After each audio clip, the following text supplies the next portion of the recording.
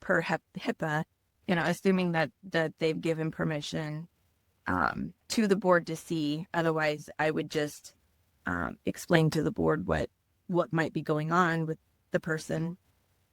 And that, so we do have a specific protocol that we go through. Okay. They'll fill out their application.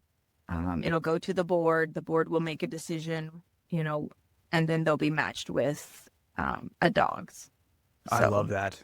So I'm also curious because you talked a ton about I feel like what we call what I think of as the in the trenches work, where you're working with the dogs, you're identifying heroes and those kind of things. But I'm curious more on the back end side of it, like the nonprofit piece, because I feel like a lot of times that could be a little daunting for people. Like, hey, I want to I want to help correct this wrong that I see in the world. I think a nonprofit is the way to do that, but it can be hard sometimes, right? So what have been some of your your biggest challenges that you've faced, particularly early on when you started, Canine for Heroes, and how did you overcome them?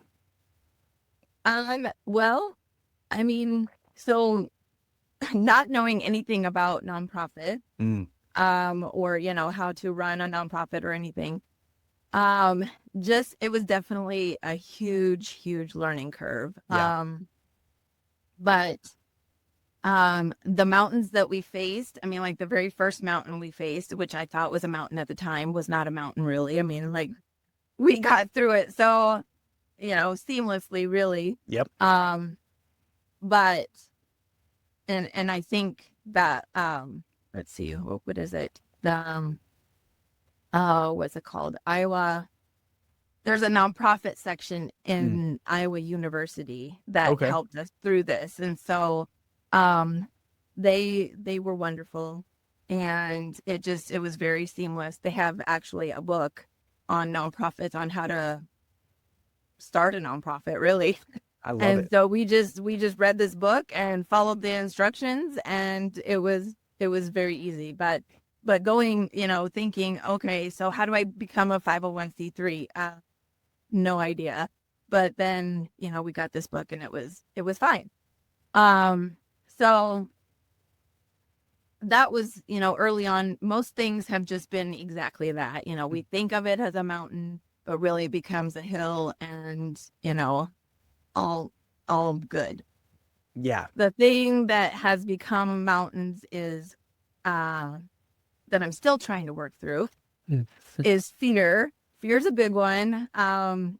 Just getting out there, putting yourself out there is huge. And then fundraising has also been a huge mountain to climb. And we're still working through that. We're still working through both of them, but it just takes, day to day doing something, getting it done and knowing that it's going to be okay. So, yeah.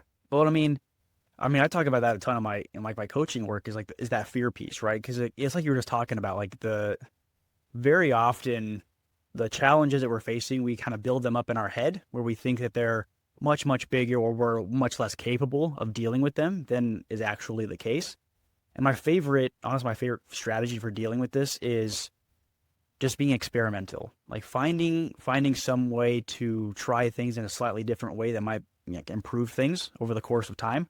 And then coming to it with that experimentation mindset where if you're experimenting, you can't fail because we're just experimenting. We're trying things out.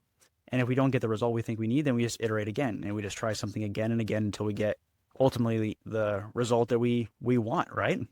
Mm-hmm. Yeah, I love that. I love that whole scenario of it, because I've never thought of it that way before. But yeah, that I just love the positivity of that. And, then, really you can't fail. So I'm also really curious, we heard a ton about your nonprofit work and the service dog training itself.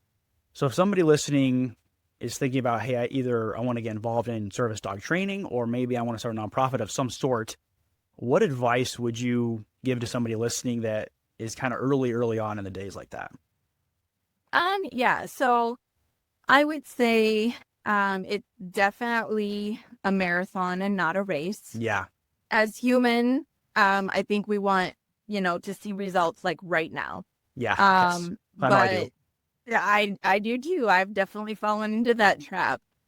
Um, but because we want everything today. Hmm.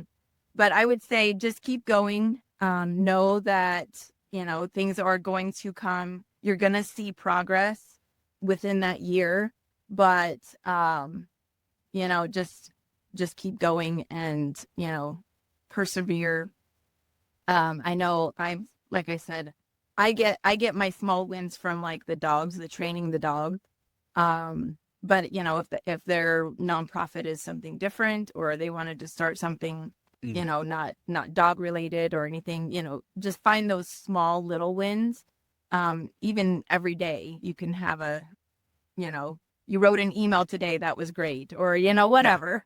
Yep. But Honestly, I love that. And I think you really hit the nail on the head. I feel like it's so easy to overlook those little wins sometimes because yeah, sure, like we didn't get, a huge donor or we didn't get, like the big win or whatever we think the big win is in our personal lives today. But just writing, like you said, like just writing like a really good email or reaching out to somebody that you thought, you could never have a discussion with, those are like the small wins that lead up to the big wins. And what I think is really important is making sure that we're celebrating those small wins in some way. And that doesn't necessarily mean we have to, you know, take 2 weeks off and go on a crazy vacation. It could mean that, but it could just be, hey, I'm going to take a 5 minute break and I'm going to go grab my, favorite coffee, or I'm going to take a walk because it's a beautiful day outside. Something like that to just like reinforce that we are doing the right things, that we are making progress. But again, for anybody listening, who or like how can they find out more about, Canine Miracles for Heroes, your nonprofit, or how can they get in touch with you if they want to, maybe they want to, become a service dog trainer, or maybe they, want to flow some donations your way. yeah. We're always looking for volunteers. And our website is www.caninemiraclesforheroes.org. And so on there, they can make a donation. We have a calendar that we're selling currently. They can purchase a calendar full of veterans and emergency personnel with their personal pet. I love it. I'll make sure to leave those links in the show notes. But as always, yeah, thank you all for tuning in today. It really does mean a world to both me and to Laura. It really is great to have you guys listening in. And make sure to follow and subscribe to hear more great stories like this. And we'll see you guys next time.